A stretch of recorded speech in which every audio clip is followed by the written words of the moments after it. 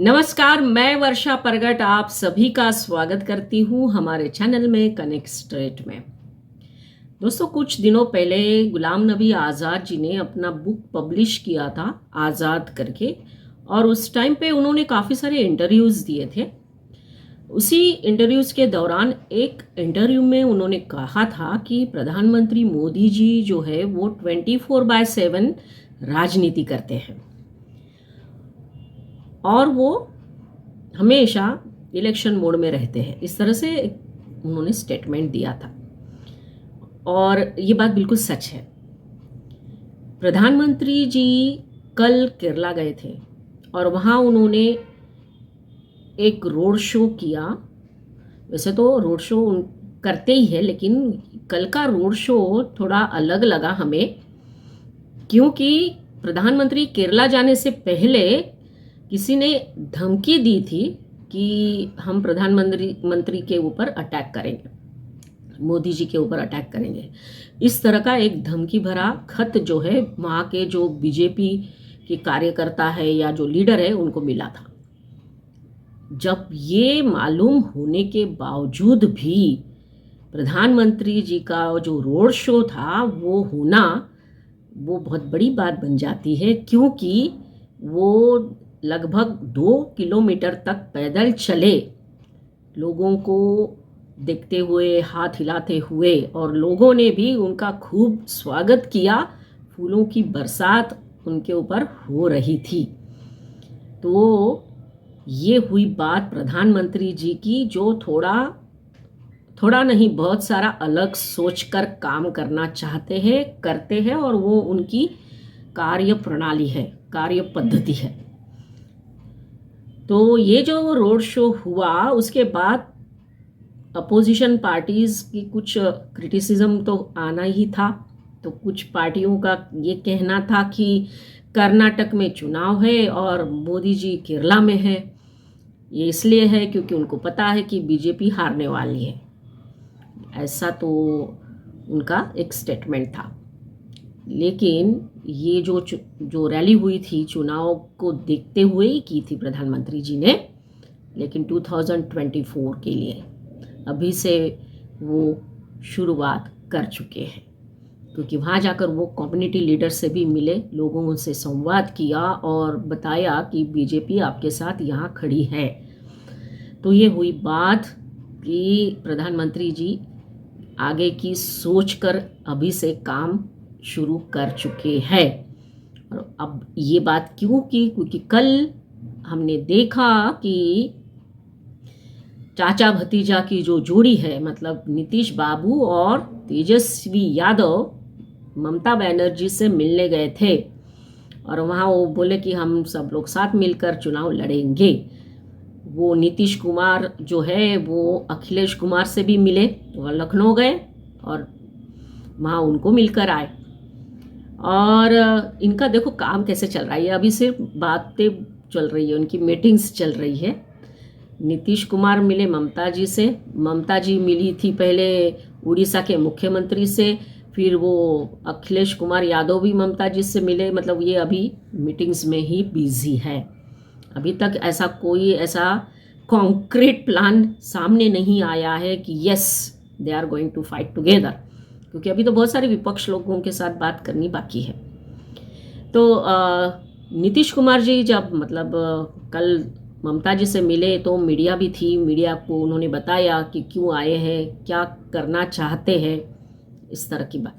प्रधानमंत्री पद के लिए नहीं वो सोच रहे हैं ऐसा उन्होंने ज़रूर कहा, लेकिन हम सबको पता है, जनता को पता है कि उनके मन में क्या है। उनको प्रधानमंत्री बनना है, वो सपना लेकर चल रहे हैं। जो चाचा जो है वो प्रधानमंत्री बनना चाहते हैं और भतीजे को सीएम बनना है। ठीक है। अब नीतीश बाबू पढ़े लिखे हैं, बाद में समाजवादी है, सेक्युलरवादी है, सारे जो गुण हैं उनके अंदर। अब जैसे हम जानते हैं कि अभी अभी अभियान चला था, प्रधानमंत्री पढ़ा लिखा होना चाहिए तो देश का कल्याण होगा, तो पढ़े लिखे हैं काफ़ी।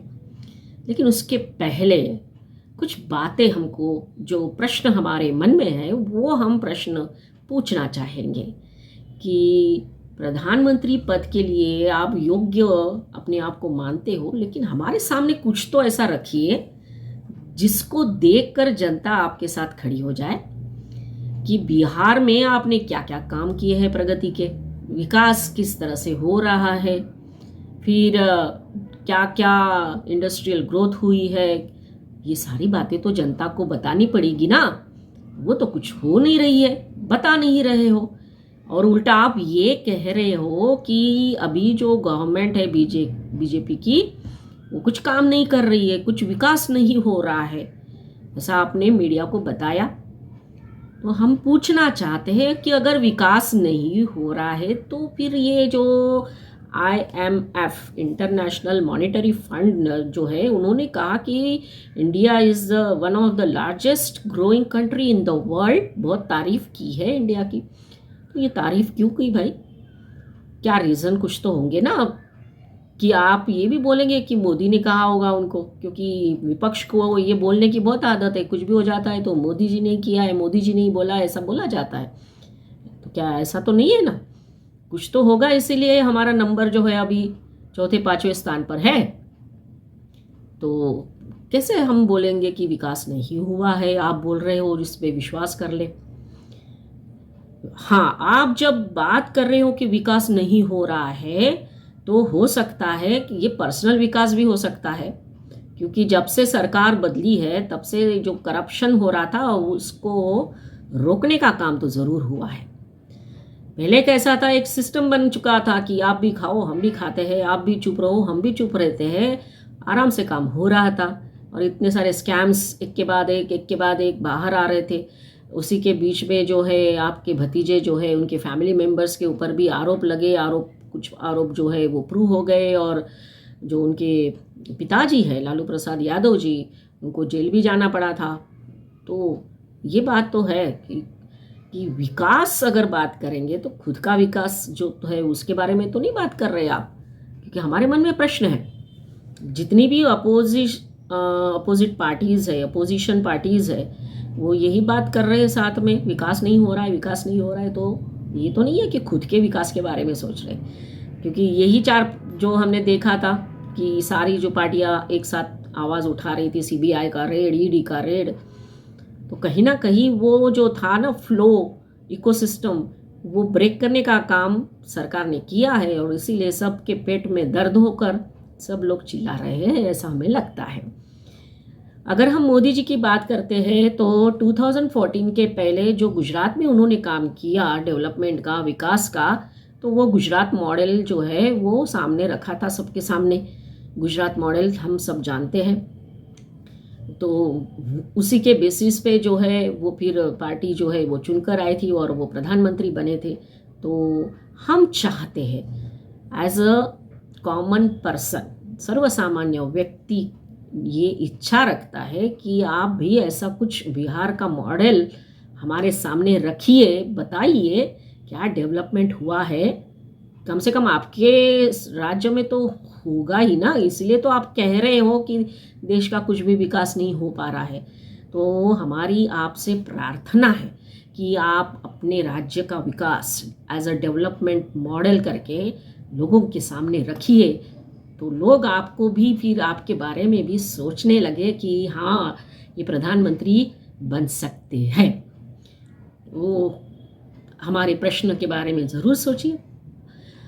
और दूसरी ये बात कि ये जो विपक्ष है वो एक दूसरे से मेल नहीं खाते हैं। राहुल गांधी जी ने जो मोदी और अडानी का मुद्दा उठाया, वही उनके साथ खड़े हुए एनसीपी के शरद पवार गौतम अडानी से जाकर मिलकर आए। भाई 2 घंटे की मीटिंग की है उन्होंने। और उसके बाद अभी कर्नाटक में जो भी प्रचार हो रहा है, राहुल गांधी जी बोल नहीं रहे अभी कि मोदी और अडानी का रिश्ता क्या है, इस तरह से कुछ बोलते थे ना पहले, अब सर कुछ सुना ही नहीं दे रहा है। ना ही अभी वो सावरकर के बारे में कुछ बोलते हैं। तो वो ये दिखाता है, देखिए कि ये विपक्ष जो है वो अपने आप से ही मेल नहीं रखते हैं। फिर ममता जी के बारे में भी हम कहना चाहेंगे। उन्होंने कहा कि बीजेपी को 0 पे लाना है, तो हम उनको भी कहेंगे कि आप भी अपने स्टेट का विकास का मॉडल जनता के सामने रखिए, तो जनता सोचने लगे कुछ, है ना। अगर आपको मेरी बात अच्छी लगी होगी ना तो ज़रूर लाइक करिए और अपने दोस्तों के बीच शेयर भी कर लीजिए, और जिन्होंने मेरा चैनल सब्सक्राइब नहीं किया है वो सब्सक्राइब कर लीजिए। तो अगले वीडियो में हम फिर मिलेंगे नए टॉपिक के साथ। तब तक के लिए धन्यवाद। और हाँ, सपने देखो, बड़े सपने देखो। धन्यवाद।